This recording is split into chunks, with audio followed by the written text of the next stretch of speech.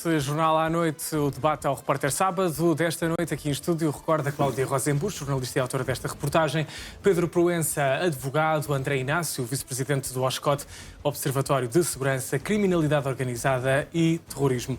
Cláudia, antes de irmos para intervalo, estávamos a falar destas ameaças de morte, mas ias começar a explicar como é que fizemos esta reportagem, esta investigação. Sim, antes de mais, deixa-me dizer-te que esta página já não existe.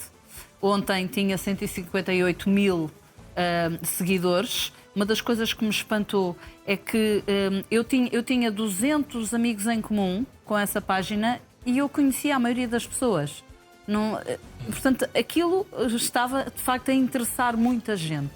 Muita gente. Tinham uma produção absolutamente brutal. Tinham 10 anúncios por hora. Imensos posts com famílias felizes a receberem o carro, mais uma família satisfeita, era tudo uma maravilha. Eu fui bloqueada, mas depois tentei, junto de pessoas, pedi, olha, tenta ir a veículos alemães, a esta página, e ela já não existe. Não existe, mas vai surgir outra, certamente, e há outras exatamente iguais. E o que é que nós fizemos? Enquanto jornalistas, e estando nas redes sociais como jornalista do NOW, os repórteres de imagem também do NOW, nós não podíamos ser nós, não é? E, portanto, sendo um programa de investigação e tendo mais tempo, não nos vamos limitar a ouvir os lesados. E mesmo que estejam documentados, vamos fazer o teste. Vamos ver, vamos nós tentar comprar um carro. E, portanto, fizemos isto com tempo, tivemos 10 dias em que fez aquilo que faz alguém que quer comprar um carro, não olha, não compra logo. Estabelecemos o contacto, perguntamos como é que as coisas funcionam, depois fizemos o teste, estivemos assim em silêncio e eles é que nos contactam a nós. Então, perdeu o interesse, já não quer... E não, queremos. Então agora queremos o tal carro, que me lembro que era 18 mil, com custos, com despesas de envio, era 18 mil e qualquer coisa. E dissemos, sim senhora, e então tem que enviar os dados para nós enviarmos o contrato. Criaram toda uma história perfeita. Criámos toda uma história, enviamos os dados, lá vem o contrato, vem um contrato com um IBAN. E depois chega a essa parte, óbvio que nós não íamos pagar, não é? Eu não ia aqui dizer à direção de informação, dá-me aqui 20 mil euros para eu deitar ao lixo, não ia fazer isso. Mas dissemos, não, nós fizemos a transferência, porque deram-nos o IBAN e nós fomos testar e vimos a quem é que pertencia o IBAN. Portanto, certamente é alguém que se deu a conta para... Deve receber qualquer coisa, se deu a conta para o dinheiro passar por ali. Vimos quem era. E dissemos, não, nós depositámos a conta, até sabemos, foi na conta do senhor tal, dissemos o nome todo. E esse IBAN era português? Era de uma conta portuguesa, sim, de uma conta portuguesa. E andámos ali, eles, mas o dinheiro não aparece, não está. E nós, não, nós fizemos, confirme, nós fizemos, sim senhora. Chega um dia em que a pessoa que nos ajudou está connosco e eu peço-lhe, olha... envia uma mensagem a dizer para te ligarem. E a pessoa enviou e eles ligaram. E então depois é aquela conversa que podemos ver em que ele diz, olha, o dinheiro não caiu porque o banco me explicou que vocês foram assinalados aqui como burla. E eu até tenho aqui uma jornalista ao lado. E então eu começo a falar com o senhor para que ele me explique. Ele antes já tinha dito que pertencia a uma empresa General Automobile, depois a mim diz que não tem nada que responder e depois acaba a chamada, passa um tempo, nós ainda estamos com essa pessoa e essa pessoa recebe novamente uma chamada e ele pergunta, do lado de lá, pergunta se ainda está com a jornalista. E também já vou fazer essa pergunta depois, naturalmente, aqui ao André. Mas através do IBAN é possível chegar a uma conta? Claro. Sim.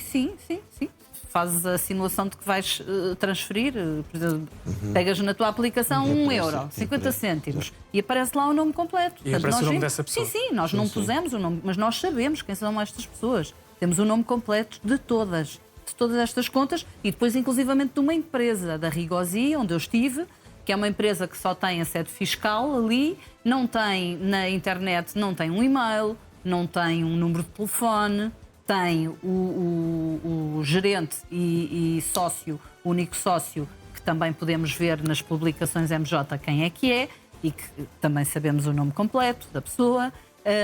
E, portanto, todas essas entidades ajudam, facilitam este processo. Não é? E por exemplo, se pagam impostos, facilitam não sei, esse processo. não se sabe. Não, as pessoas devem receber qualquer coisa para claro. permitir a utilização das suas contas. E, portanto, conseguimos ver quem era a pessoa. É evidente que, se dúvidas houvesse, a que título é que ameaça de morte um suposto cliente? Não é? Porquê? Porque é que ameaça de morte? Como acabámos uma de ver pessoa nesta quer comprar um carro. Sem ele saber que era um jornalista. Tu eras jornalista, neste caso. Não, aí já sabia que eu era jornalista, mas foi por ter denunciado a uma jornalista. Exatamente. Se fosse tudo lícito, ameaçado de morte, porquê? Exato. Não é? André Inácio, estamos a assistir a um crescimento acentuado das burlas online. O que é que vai explicando isso? Olá, boa noite a todos, boa noite lá para casa. O que vai explicando isto é que, de facto, com a pandemia as pessoas habituaram-se a comprar online, aquelas que ainda não tinham aderido, e por outro lado, é a perspectiva do bom negócio. Não é? De facto, os carros em Portugal são muito caros, pagam-se aqui uns impostos, enfim, que nós sabemos que o Estado português paga todos os anos por cobrar os impostos que paga, mas continua a ganhar dinheiro e por isso não abdica cobrar os impostos que paga na compra de viaturas, e as pessoas pensam sempre que vão fazer um bom negócio. O problema, efetivamente, é que o mercado está neste momento capturado por burlões e tem aumentado bastante nos últimos anos, de facto, nas plataformas de classificados, nas redes sociais, que é o caso, que é no Facebook, no Marketplace, tem aumentado imenso este tipo de burlas, porque efetivamente as pessoas estão na ânsia de fazer um bom negócio, acreditam que vai correr bem. Aliás, eu tive aqui há 2 anos, uma situação muito curiosa, que foi uma aluna minha que me disse: professor, eu queria comprar um carro, precisava de comprar um carro, tinha pouco dinheiro, vi o anúncio na net, achei que era bom negócio e pensei, mas eu vou falar com o meu professor, ele vai-me logo dizer que é barrete.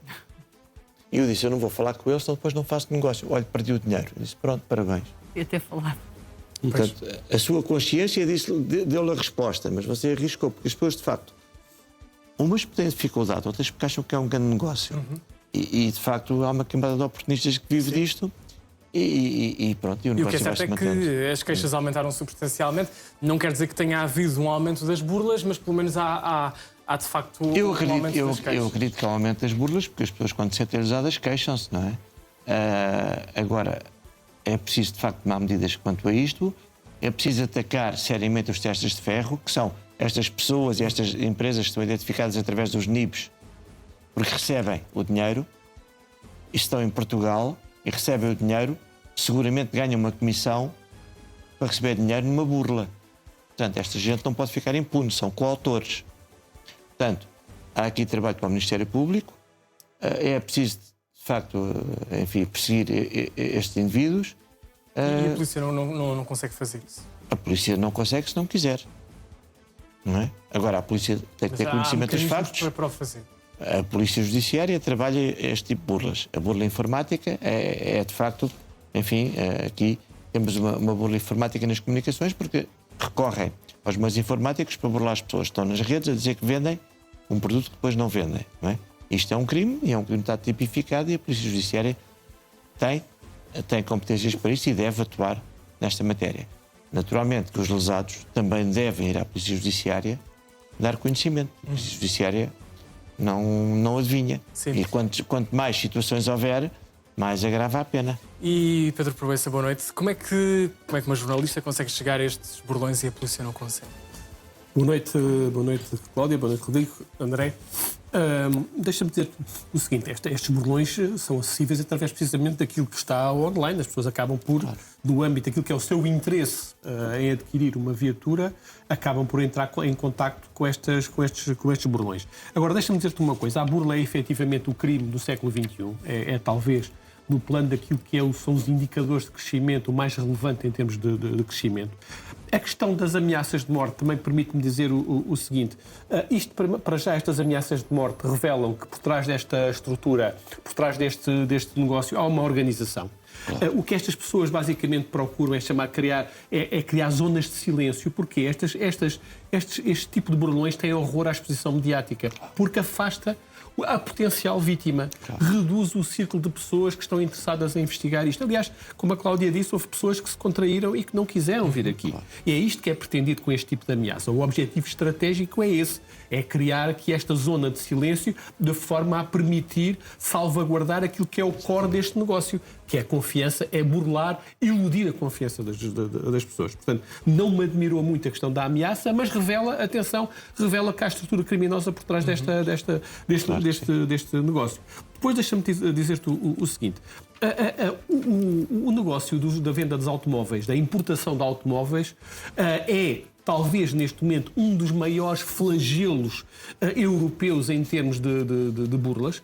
Isto que a Cláudia trouxe aqui é uma percentagem ainda que reduzida daquilo que se traduz nos negócios de viaturas com falsificação, nomeadamente da quilometragem. Só para tu teres uma ideia, 30% a 50% dos carros importados têm a quilometragem manipulada. E isto representa, em termos de prejuízo, qualquer coisa como 3,5 mil milhões de euros por ano para o Estado. Isto não é novo para as autoridades portuguesas, atenção.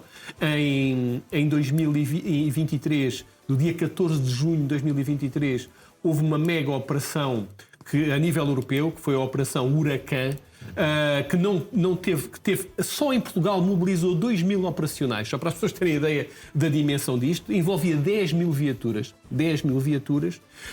Não houve detenções em Portugal, houve detenções porque a operação foi simultânea em vários países europeus e esta burla representava o ataque a um negócio que gerou 225 milhões de euros em lucros para a rede criminosa e que prejudicou o Estado, neste caso o Estado português, em 38 milhões de euros. Portanto, só para as pessoas lá em casa terem um enquadramento do que é de facto é um fenómeno muito grande. Um fenómeno gigantesco que movimenta milhões e que, à partida, é francamente lesivo não só para as vítimas, mas também para os próprios Estados, porque, obviamente, são francamente prejudicados em termos de receita fiscal. Aquilo que a Cláudia nos trouxe, né, mais esta excelente reportagem, como é timbre da Cláudia, é o chamado pacote burla com full extras, como eu costumo dizer, para fazer aqui uma comparação com o setor automóvel. São burlas altamente sofisticadas. Portanto, à partida, tu repara que há aqui pessoas que, inclusivamente, e muito bem, se deram ao trabalho de verificar online se estas empresas existiam e constataram que online estas empresas existiam. Posso dizer, por exemplo, que eu já tive contacto com processos neste âmbito em que as viaturas existiam mesmo. Atenção, sim. As viaturas existiam mesmo. Só que o que é que acontecia? Eram viaturas com o nível, desculpa a expressão, martelado, com o nível alterado, exatamente, ou eram viaturas clonadas também. E, portanto, chega a haver situações em que as pessoas conseguem fisicamente ter acesso à viatura, constatando-se depois que essa viatura, no fundo, foi clonada de uma outra viatura ou que tem um nível, e hoje em dia há equipamento sofisticado, nomeadamente equipamento laser, que permite apagar o nível de um carro e substituí-lo e gravar outro nível. Depois, para te dizer mais o seguinte, sim, há aqui um aspecto que é importante, e o André tocou precisamente nesse ponto, que é a exploração emocional das vítimas. E há aqui um certo jogo psicológico que é muito interessante também apreciar no contexto destas burlas. Eu costumo dizer que às vezes, utilizando novamente uma linguagem automobilística, que o ego acelera mais que o cuidado, digamos assim. E vimos ali aquela pessoa que dizia: eu era como o jogador viciado, não é? Eu comecei a ver que estava a perder, mas queria ir desesperadamente atrás. Claro que este tipo de burlas, é preciso dizer isto, há aqui um termo que eu acho um termo muito interessante, e eu já li alguns relatórios europeus sobre este fenómeno das burlas automóveis, que utiliza uma terminologia muito curiosa, que é chamada estética da legitimidade. Isto é, estes indivíduos especializaram-se em criar, de facto, um cenário altamente credível e realista, que leva à convicção de que estamos perante, efetivamente, um cenário completamente entra, legal, por exemplo, a inteligência artificial que eu até... Viram que um dos entrevistados disse que lhe enviaram inclusivamente um link para fazer o acompanhamento do tracking, o acompanhamento da Ou seja, não há nada quase que faça desconfiar que a pessoa está numa burla. Exatamente. Essa estética da legitimidade, que é a expressão utilizada por estes investigadores que se dedicam a este fenómeno, leva a que, de facto, as pessoas sejam iludidas em duas vertentes. Primeiro, aquilo que é realmente uma aparência de credibilidade gigantesca, não é? E volto a dizer, há casos em que as pessoas chegam a ter contacto físico com a própria viatura. Há sites que são sites legítimos, que são clonados e depois que são usados para praticar estas burlas. E as pessoas E não acham... são só as burlas de carros. Burlas de carros existem em muitos etc. E depois há este aspecto muito importante que o André referiu, que tem a ver com este aspecto que esses estudos referem como a chamada a ganância racionalizada. O que é a ganância racionalizada? É precisamente aquilo que o André estava a dizer. A pessoa acha que teve sorte. Encontrou um negócio da China. Eu dei de caras aqui como uma oportunidade que, se não agarra esta oportunidade, nunca mais... efeito psicológico. E chama-se isto a ganância racionalizada. E trabalha-se com isso muito com base nesse efeito. E querer explorar a urgência. Aliás, há uma das entrevistadas que diz que lhe ligaram às 7 da manhã de um sábado. É Isso pode preciso, também, é urgente mas isso para... também pode ser um fator de alfandegar. desconfiança. Está bem, mas depois, quando tu já tinhas gasto milhares de euros, as pessoas já vão sempre na expectativa de conseguir recuperar, não é? Claro. Esse E é é que é nisso que eles o, esse é que é o grande problema. Deixa-me só dizer se acharem muito espertos, não é? Claro. As pessoas acham-se espertas. Claro. Não estou a criticar Deixa-me- ninguém. Eu vi um senhor aqui na reportagem dizer que realmente como é que é possível eu, sendo tão esperto, ter caído nisto? Pois, lá está. Quer dizer, eu acho que Normalmente qualquer são os um, que caem. Pode cair eventualmente, numa burla destas. pode criar Claro. verdade. Só dizer, não disse há bocado, nenhuma reportagem vale a vida das pessoas. E nós, depois dessa ameaça, tomámos medidas não só em relação a nós, mas também em relação aos entrevistados.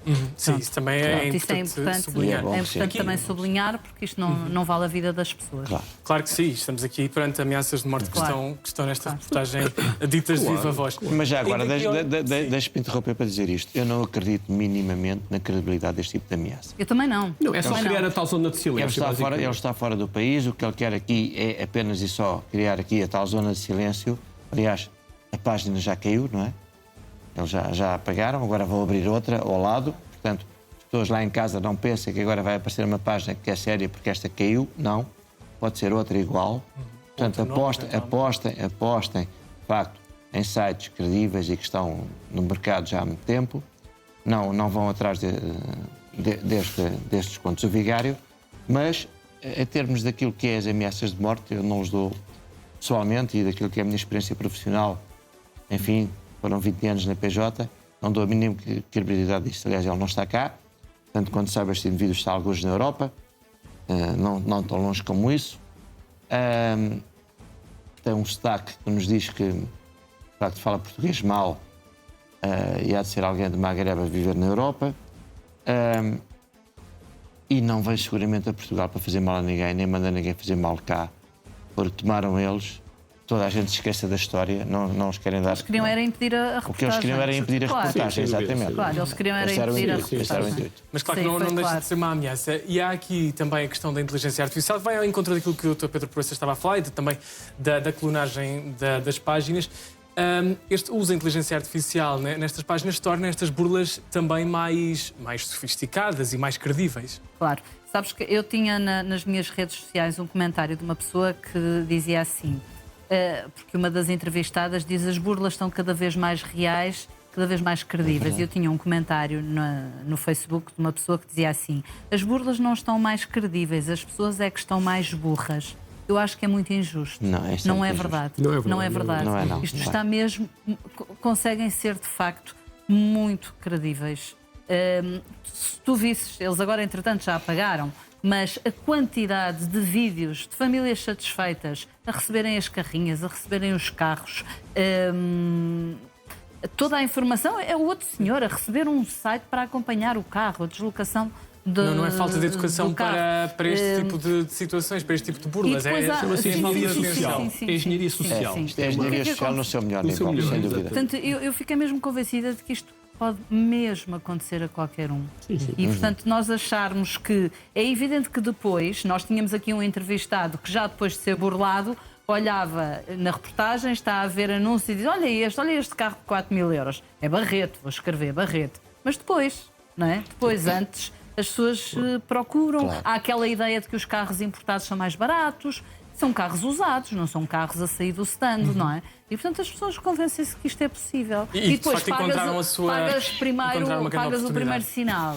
e depois a seguir já pagaste 1000, agora vou perder 1000, então agora ponho mais 1000. Mas há outra questão aqui e que agora é já perdi 2000, destacar agora e que a reportagem refere muito bem e demonstra muito bem, ainda ao encontro daquela questão da chamada gestão psicológica que é feita desta realidade, é a questão também da manipulação da urgência.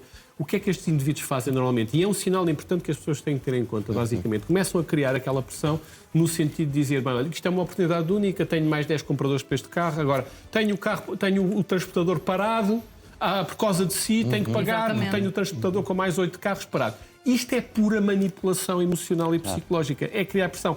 É basicamente aquilo que se chama manipulação da urgência. E a manipulação de urgência é um indicador típico em qualquer crime de burla, em qualquer situação de burla, seja com automóveis, seja com outro tipo de bens, seja com qualquer outro tipo de atividades. É criar uma pressão enorme sobre a vítima, no sentido de a obrigar a decidir sem pensar. E as pessoas têm que se começar a habituar. Eu quase que me atrevia a dizer que, em função do crescimento exponencial dos crimes de burla a nível mundial, com a sofisticação crescente que têm e que a inteligência artificial vai ter um papel, infelizmente, um bocadinho negativo nessa realidade, eu acho que é urgente começarmos a pensar em introduzir estas questões até nos currículos escolares. Nós temos que começar desde muito novos a perceber, e os jovens e as crianças a começar a perceber que são altamente vulneráveis a este tipo de comportamentos e quais os indicadores que os levam, que permitam identificar estes perigos.